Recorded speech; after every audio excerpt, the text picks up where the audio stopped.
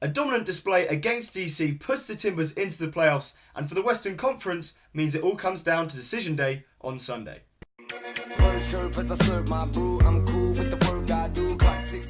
So welcome back to another episode of Talking Timbers, and today we're going to be doing a match recap of the game that just happened at Providence Park on Sunday against DC United. Timbers came out as 4-0 winners, a fantastic performance, one of the best of the season, I'd say, although against a pretty poor and bottom of the Eastern Conference DC United, but take nothing away from the Timbers performance. Some of the football that was played was some of the best I've seen all season. Caleb Porter, I believe, got it right tactically, and the players were really up to it. That goes from Jeff in goal all the way up to Matix up top. Everyone stepped up to the plate, and the Timbers are now into the playoffs, going into the off-season with a game to spare. We are above the red line. We're going to be in the playoffs, but it all comes down to Sunday against Vancouver at home as to whether we can actually become top of the Western Conference, win Cascadia.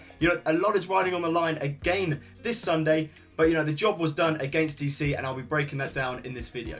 But let's begin by looking at the Timbers 11 that Caleb Porter chose. So taking a look at this lineup, you can see that Caleb Porter made 2 changes compared to the team that started against San Jose, and they were the 2 changes that I predicted in the match preview. It was Powell right back for Valentin and left back Vitas for Miller. And in my opinion, they were fantastic changes and the right ones to do.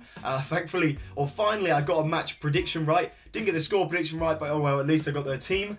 But yes, we'll start with Powell. What an impact he made on this game. For me, he was man of the match. I mean, his defensive duties were solid. He didn't really make a mistake. And going forward, he looked like a new player. He was fantastic. He looked like he was playing, with a pure passion and a meaning to prove Caleb Porter wrong going into the playoffs and looking like, he really wants to start these games. And, I would say, why not? I mean, after that performance, that is one of the best performances I've ever seen him play in a Timbers shirt. This is the thing with Powell. Sometimes he's inconsistent.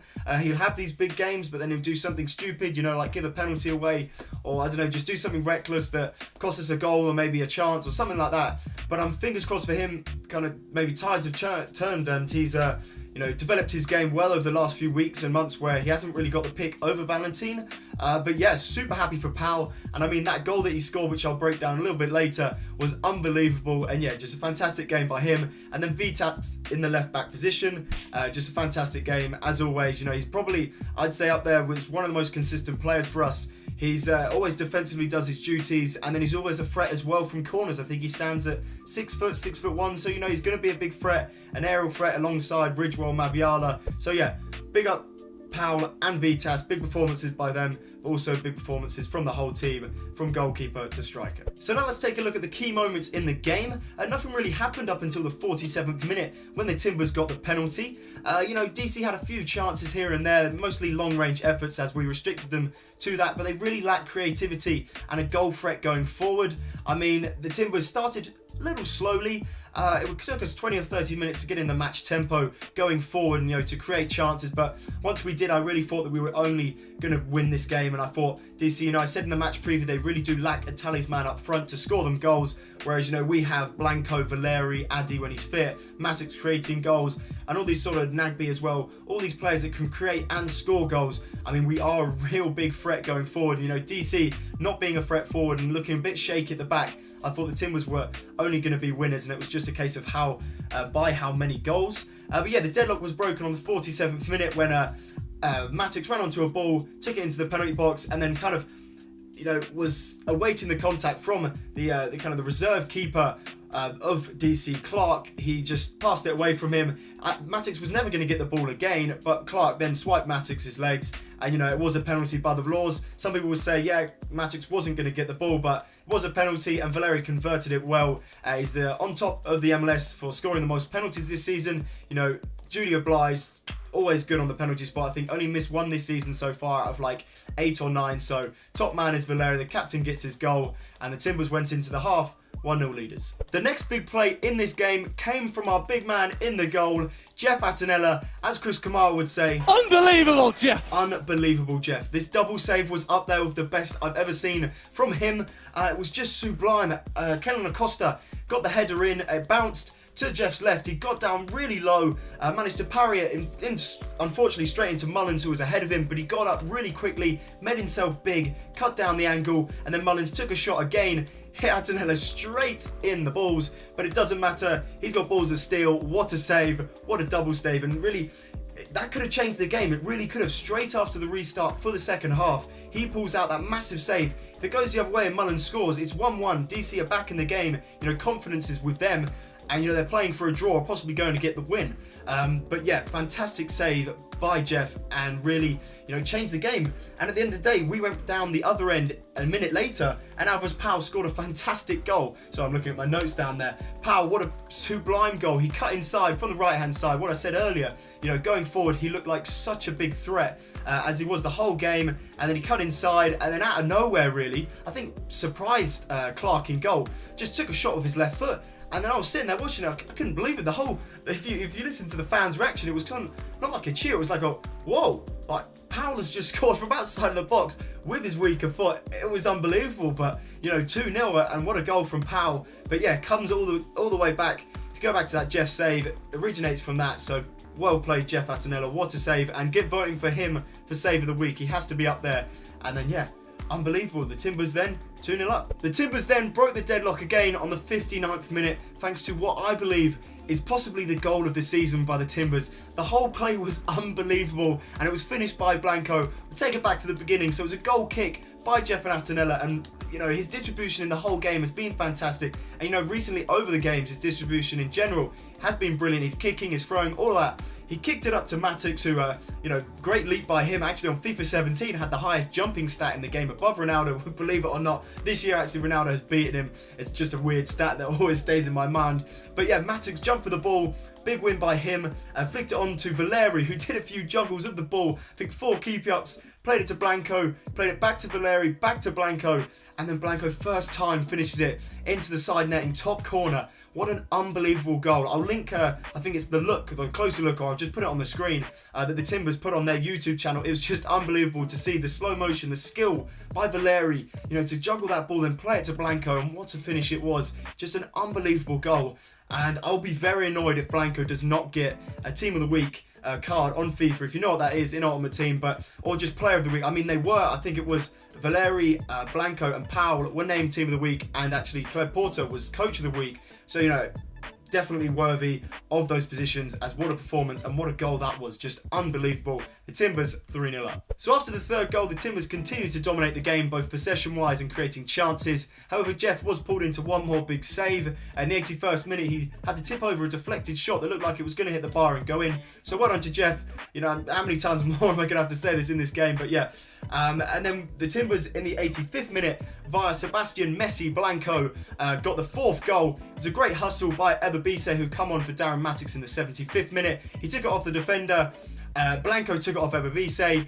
Took the ball on an amazing run, did a few fake shots. Pretty poor defending from DC. They could only stick out a leg, but then completely fooled the keeper, took it round him, and then finished well. Lionel Messi-esque, Sebastian Blanco, what a fantastic goal. Obviously he's up there for man of the match as well, alongside Powell. Don't know who it was given to, actually, off the top of my head, but yeah, those two 100% up for it, but the whole team really are, and Jeff in goal. But yeah, sublime goal by Sebastian, and in my opinion, in a few years, maybe 1-2 years, he's going to be up there for MVP in the MLS. I think he's got all the qualities that Valeri has and more. This is his first season in the MLS, and he's almost there to breaking 10 goals. And I don't even know how many assists he's got. I can imagine it's quite a few as well. So yeah, he's got all the traits that Valeri has and some. I really like his ability to work back as well, and his determination, desire to do the dirty work that sometimes Valeri doesn't do. Not going to be honest, obviously Valeri is our captain, he's one of our best players, but sometimes he loses the ball and he doesn't work, as hard as Blanco does at times to get the ball back. So yeah, Sebastian Blanco, what a player, what a find he was in the summer. And the Timbers were 4-0 winners against DC. Fantastic game, fantastic performance. What a win. So quickly, just taking a closer look at the statistics for this game. Not a lot has to be said other than the fact that the Timbers really did dominate. 17 shots to DC's 7, 22 crosses to their 14. 55% possession to their 45. And something that's interesting to see is 52 duels won to their 39, so tackles won and things like that. It was a really determined performance by the Timbers, and the players really seemed like they had a lot to prove in this game, going into that playoffs, wanting to be the top team in the Western Conference, depending on how results went in other games like Vancouver, Seattle, and all those things. But yeah, the team really did come out, working super hard for each other as a team, and pulled out a big performance for the fans. So well done to the players, fantastic result. Let's take a look at where we now lie in terms of the Western Conference. So taking a look at the Western Conference, you can see that we are only 2 points behind our Canadian rivals, the Vancouver Whitecaps, going into the last game on Sunday, decision day at Providence Park, playing Vancouver. And if we beat them, we're going to finish on top of the Western Conference. And if we beat them, we're going to be winners of the Cascadia Cup. It really does all come down to this. They drew their last game on Sunday against San Jose, who are sitting in 6th position, the last playoff spot. So all have a lot to play for there. Houston, they have qualified in the 5th position, but San Jose is still there against FC Dallas, against Real Salt Lake, trying to fight for that 6th spot. But depends how you look at it. Because I was watching the game thinking, I want Vancouver to win. Because if you look at it like this, if Vancouver win, then they're guaranteed the top spot in the Western Conference. Therefore, they may play not a weakened, but a bit of a rested side against us coming this Sunday, meaning that we might get a bit of an easier game going into the playoffs, and then also got a higher chance of winning the Cascadia Cup, if that makes sense. However, San Jose pulled a big result out of the bag, got the point against them. They are now only 2 points ahead of us. So yes, if we do beat Vancouver on Sunday, we go ahead of them and we'll be top of the Western Conference, get the bye. It would just be fantastic. However, if we lose, or even if we draw, we could end up in 4th position if Seattle win and if Sporting KC wins. So we've got a lot on the line. If we win and Seattle wins, don't worry, we'll be on the same points, but we would actually be beating them based on how many games we won, as it goes off games won first and then goal difference, sorry. So yeah, quite interesting in the MLS. It's quite different to over here. It's all done by goal difference, not games won. It goes in that order. But it'll be interesting because if we beat Vancouver, then they could end up 3rd and then having to play or not get a bye, and then it will just be the former last 2 years winners of the MLS Cup. Portland and Seattle was getting the 2 byes. So yeah, all interesting stuff. It all comes down to Sunday, decision day. What a day. Do not miss it. And thankfully for me, the game's on at 9 p.m. So a very respectable time and an early time. Cannot wait.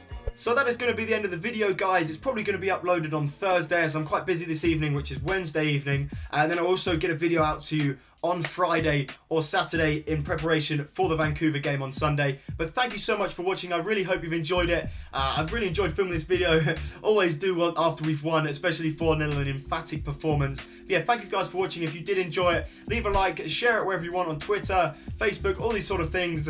All the new support is fantastic. We really are starting to grow the channel. It's awesome to see. And I'm also going to do a FIFA Predicts video this Sunday for the Vancouver game, where I play a game of FIFA where it'll be Portland at home versus Vancouver to see, how FIFA predicts the game, as me playing. But yeah, it's just something a little bit different because I am trying to kind of go into the FIFA sort of side of things on YouTube, as well as continuing to do these Portland videos, as this is what the channel is based off, and this is what I'll always continue to do as long as I enjoy making them. But yeah, thank you guys for watching. I hope you did enjoy. Leave a comment, let me know what you thought of the video below, and subscribe for more weekly Portland Timbers content, and I'll see you in the next one.